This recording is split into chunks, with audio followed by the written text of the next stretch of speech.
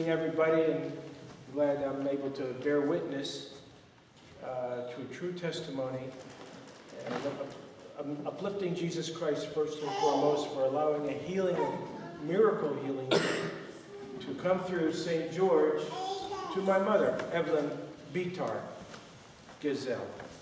And this story takes place in 1946 or 47. I'll give you a real quick background to my mother, very, very brief. Well, before I go that far, I want to just say, just reading some of the words tonight in our reading, it's really interesting, the first epistle, the Old Testament reading, where it says, they're bearing forth witness, let them bring forth their witnesses and be justified, it says. And I'm bearing it as a witness to this miracle, and my testimony is true from the lips of my grandmother, Nadima. She told me this story. So I just want to say that. And what I'd like to say is, my mother, Evelyn, had a brother, Victor, and they were born in Paterson, New Jersey. And her parents died when she was 14. Both her mother and father were gone.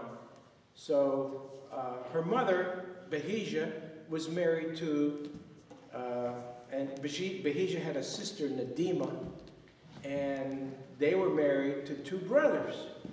So when my mother's parents died, Michael, or Mishu, and Behijah both died. James and Nadima, or James is also Fatur, but James and Nadima, the way I grew up with them, adopted Evelyn and her brother Victor. So Victor was very bright in school. And he graduated in Utica, New York from high school. And he wanted to go to college, so they chose American University in Beirut, Lebanon, AUB. American University of Beirut in Lebanon, to be a chemical engineer. So they decided to sell the grocery store they operated, little grocery store in Utica, and they moved, everyone got on a ship, crossed the Atlantic Ocean, and went to Lebanon. But while on the ship, my mother, God rest her soul, she was a very attractive girl. You can't tell from me, but you can tell from my sisters. But she was very attractive, and she would sunbathe on the top deck of the boat, and it was a 13-day journey from New York to the Mediterranean port in Beirut, Lebanon. And she was on the deck every day. No sun hat, in a bathing suit, sunbathing. They landed in Beirut after 13 days. The family greeted them on the port and took them in. And before they even went to the house, they said, let's go to the Turkish bath. And she didn't even unpack her suitcases. And they're going into a Turkish bath. And my mother said to me, and because she relayed this story to me about a month before she passed away in the year 2000 also, that she didn't like the smell, and she was she didn't feel good, and she passed out. And this is back in the mid-40s, and hygienically it wasn't as good as you go to a regular sauna, okay? So she passed out, and she didn't wake up for months. She had a sunstroke. They didn't know it. She was taken to the hospital. They didn't know what to do with her. She didn't actually know who her mother and father were, adopted mother and father. She didn't know James and Nadima. She thought they were actors and actresses. She lost her mind. The doctors didn't know what to do. Where she ended up in an insane asylum. In a straitjacket, for heaven's sakes. The priest, Nadima, my grandmother, knew a priest. And that priest, and my grandmother's very religious. She prayed every day, and she always trusted God to meet all her needs. So she went and contacted her priest. She was Eastern Rite Melkite. He said he knew an Orthodox bishop with a medical degree. Go see him. So she did. She went to the Orthodox bishop. He visited my mother in the hospital. He figured out certain things about her And he told her parents, you got to take her up to the mountain and dip her in the mountain stream because she's suffering a sunstroke. Her brain is swollen. It may jar her memory. It may bring her back. So they found a path up to the mountains, like the Rocky Mountains. It's snow-capped in Beirut, Lebanon. Outside of Lebanon, you have snow-capped mountains like the Rockies.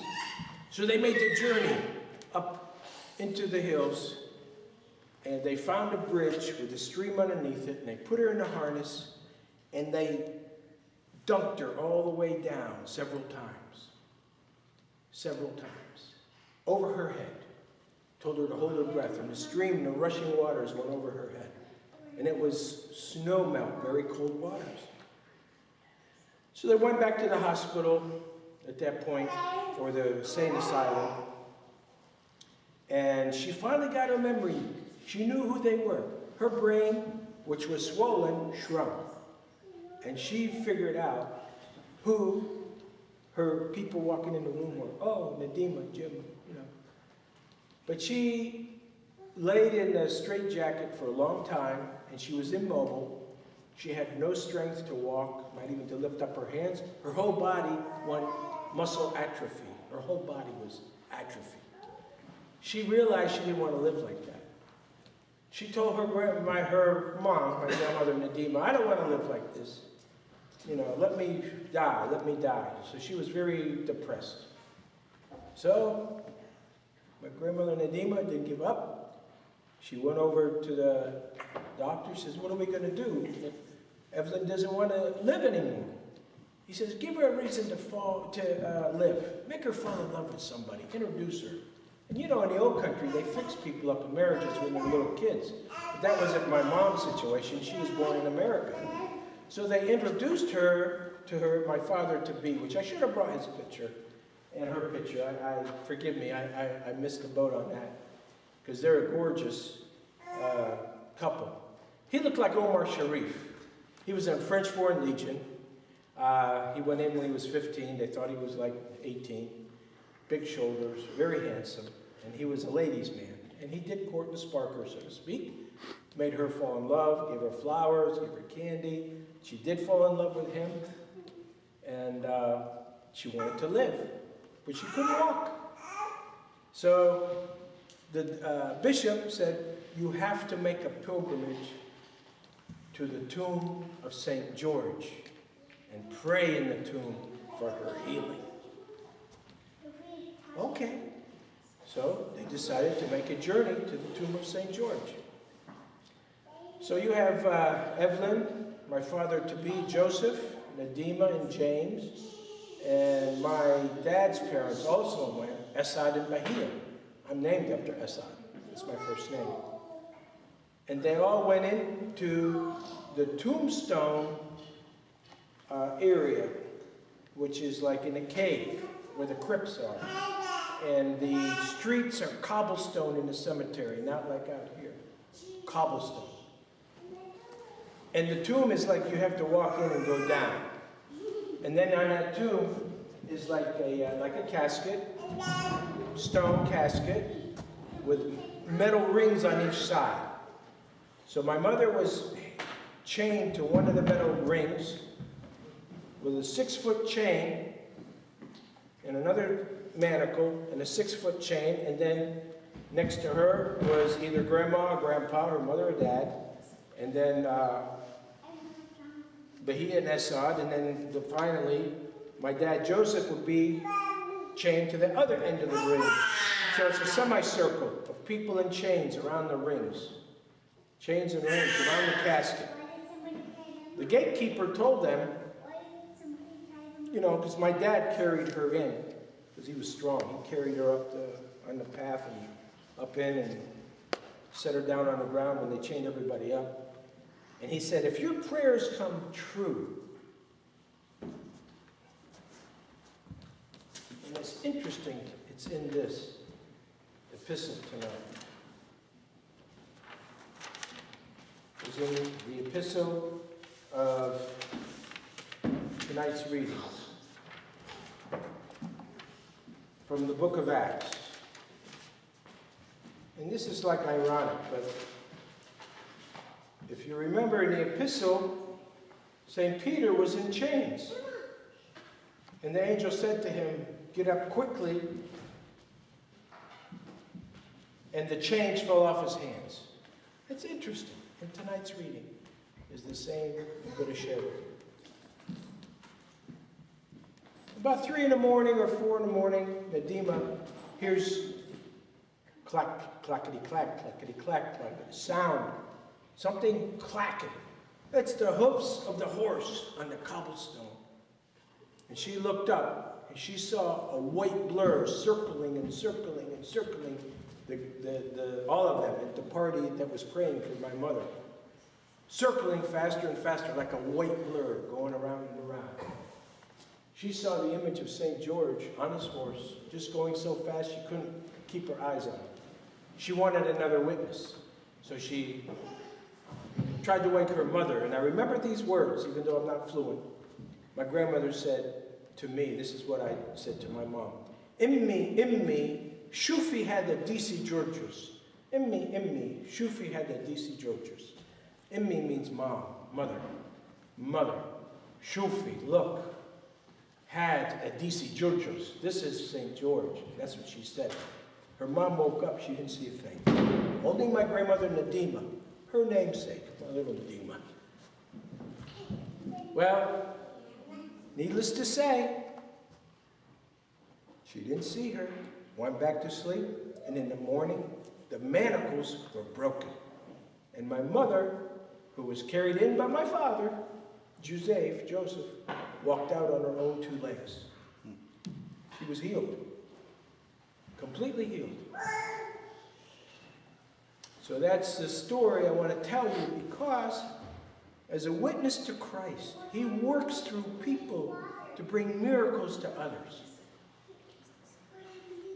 And he used St. George as the miracle. And I brought this icon, which is from Syria, and it's very old. It's in my grandmother's family. And this is the icon that was in their home before she was born in 1902, my grandmother. And this belonged in her house. And I was hoping there would be a Syrian boy here tonight, but he didn't show up. He was going to read it for us, because it's in Arabic. Maybe I'll put it on the altar. We might bless this one, Father. I don't think it was ever. No. Bless it.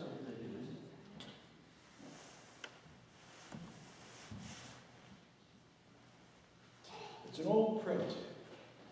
And the story of St. George, you can Google it. There's several versions. You'll see a man and a woman in the back in a little group. Does anyone know the story of St. George? What happened? Why the miracle? Absolutely. Well, I could relay that to you. My grandmother Nadima told me the story of St. George.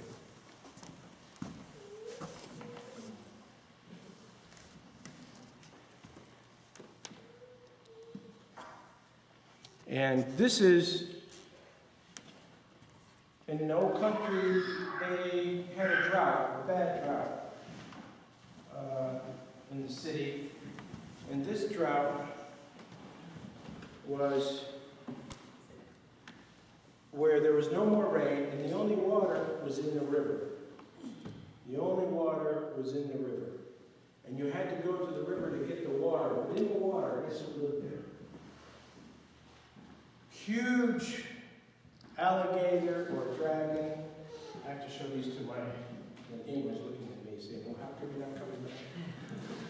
So, what they would do, this is the icon, just the icon. St. George. There.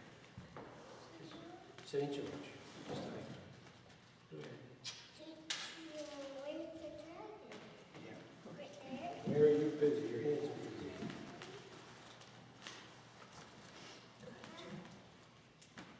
They would have to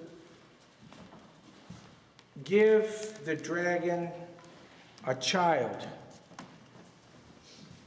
to eat so that the villagers can run down to the river and get the water they need to survive. And after a while, there's no more villagers left. And some icons, actually, you could see some that are, like you'll see that in the background on Orthodox icons too. But you'll see it in this icon. Here's the king and queen. And you can barely see the little girl here. That's their princess, their daughter. Why are they in this icon? This is the story. That they would throw one of the villager children in the water so it could be eaten up. And as the dragon is eating up the children, the villagers run down, get the water, and get back up. Well, all the children are already gone. Now it's her turn to be thrown in. That's the daughter of the king and queen, the princess. Well, St. George heard the story about what was going on. He made a pilgrimage to go to that little town and slay the dragon. And that's what he did the day she was supposed to be cast in. She was saved. And he slayed the dragon and spared her life. So that's what the story is. And I was told that story with my grandmother Nadima.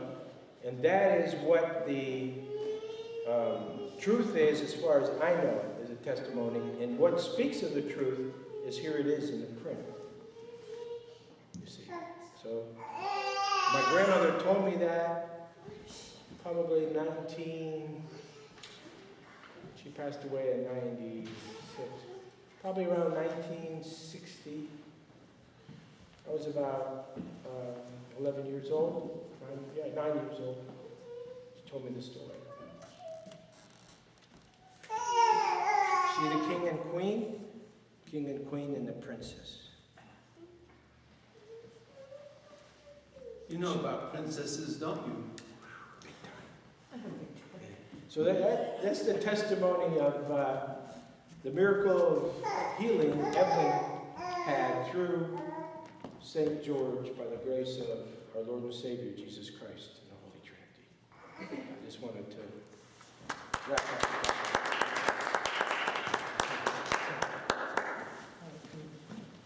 Thank you, Joe. You're welcome. My pleasure.